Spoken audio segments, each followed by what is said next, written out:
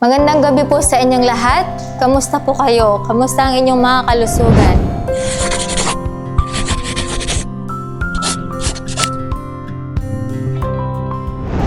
So welcome po sa atin pong ikalawang gabi ng ating pag-aaral tungkol po sa kalusugan. So bago ako magpatuloy, meron akong tanong. Sino sa inyo ang gustong tumanda ng mabilis? At sino rin sa inyo ang gustong looking young parati? So, kung kayo po ay may gustong sumagot, pwede po kayong sumulat sa atin pong comment section below. So, ngayong gabi ang atin pong topic ay tungkol sa anti-aging lifestyle. So, ano po yung inyo pong lifestyle na ginagawa po ngayon? Alam niyo po ba na ang tao or ang aging ng tao ay hindi po ito tumitigil? At sa simula pa lang na tayo ay nasa tiyan ng atin pong nanay, ay nagsimula na po ang atin pong pagtanda. Okay? Yung aging process. So, kapag ang tao ay mabilis ang pagtanda or ang aging process, ano po yung mangyayari? Mas mabilis rin ang pagkamatay. So, sino sa inyo ang gustong mamatay agad? So, I hope na wala po. Okay? So, ang aging process ay hindi lang yung nakikita sa atin pong appearance, but also sa inside ng atin pong katawan. So, ang lifestyle po ay mayroon pong kinalaman sa atin pong aging. So, first ay nutrition. So, there is a saying, what you is what you are, and or what you eat makes you. So, kung ano yung kinakain natin, yun yung nagiging tayo. So, para mapabagal ang aging process ng ating katawan, ay kailangan natin kumain ng mga healthy, mga nutritious na mga pagkain.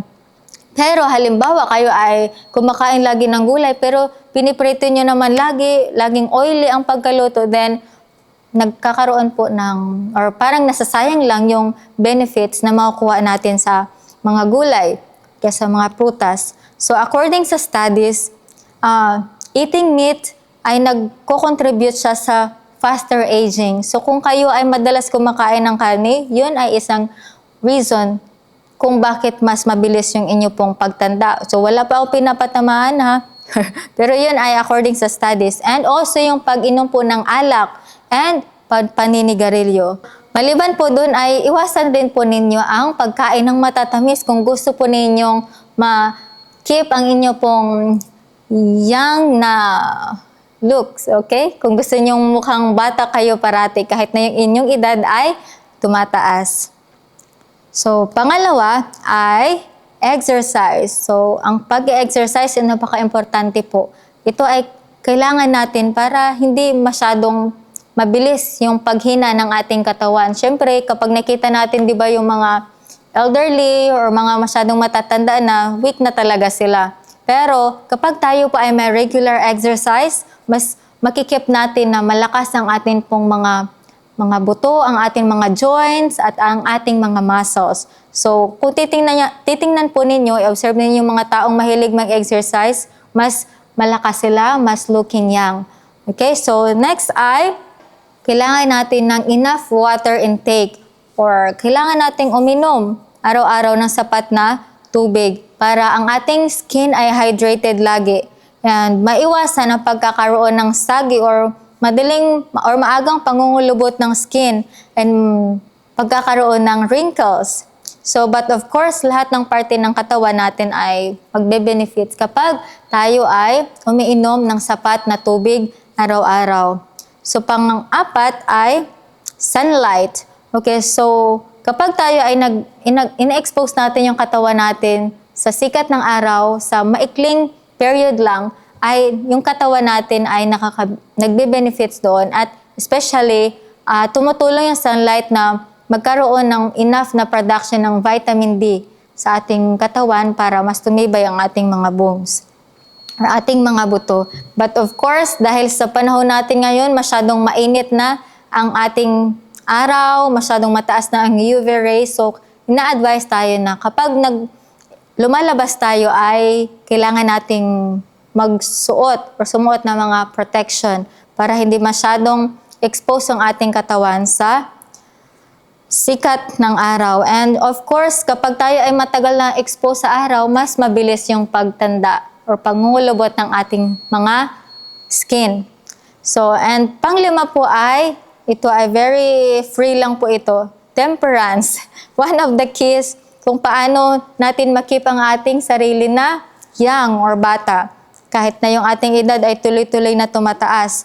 So kapag may temperance tayo, we can always apply the principles of health. So kahit alam kasi natin lahat kung ano yung dapat natin gawin sa ating katawan, kung wala naman tayong temperance or pagpipigil sa sarili, ay mahirap siya. Hindi tayo magbe-benefit sa kung ano yung maidudulot sana ng pag-keep natin ng principles ng kalusugan. So, tandaan, temperance sa lahat ng ating mga ginagawa or kahit sa ating mga daily activities. So, next pang-anim ay rest. So, napaka-importante po na tayo ay may enough rest. Kapag tayo ay trabaho na lang ng trabaho tapos walang sapat na pahinga, ang mangyayari sa katawan natin ay hindi magkaroon ng enough na time para mag-heal or para ma-fix yung mga nasirang mga cells. Okay, so kailangan matulog po tayo ng maaga para maiwasan yung pagkakaroon ng maraming wrinkles sa atin pong mga mukha. And at the same time, iwasan yung pagpupuyat. So sa panahon natin ngayon, napakarami ang mga tao na nagpupuyat lagi dahil sa paggamit ng gadgets or kaya sa paglalaro. So ngayon, pag titingnan natin, may mga nasa 20 years old pa lang or kaya 18 years old pero nagmumukha ng nasa older age na. So I hope na matulog po tayo ng sapat. So 6 to 8 hours every night. Yun po ay malaking tulong. And at the same time, kapag natutulog po tayo ng maaga, masarap yung pakiramdam natin sa pagising natin sa umaga. So, ang mahabang panahon na laging pagpupuyat ay nagpapabagal din ng metabolism. So, kapag mabagal ang metabolism ng isang tao, mas madali siyang tumaba or mag-gain weight. So, it is important kung kayo ay gustong magpapayat, kailangan ay matulog ng maaga. Okay? So, next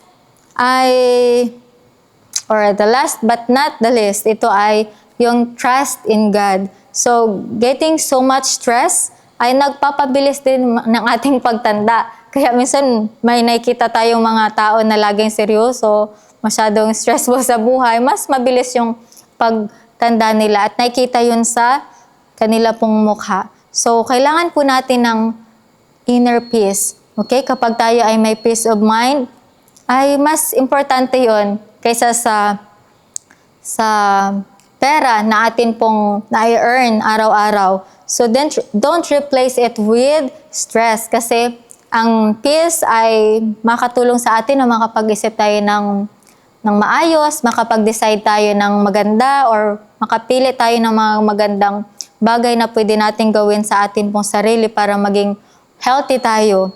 Okay, so sabi sa Bible, you are fearfully and wonderfully made by God. So, He cares for you and me. So, dapat hindi po tayo ma-stress at magtiwala tayo lagi sa Panginoon.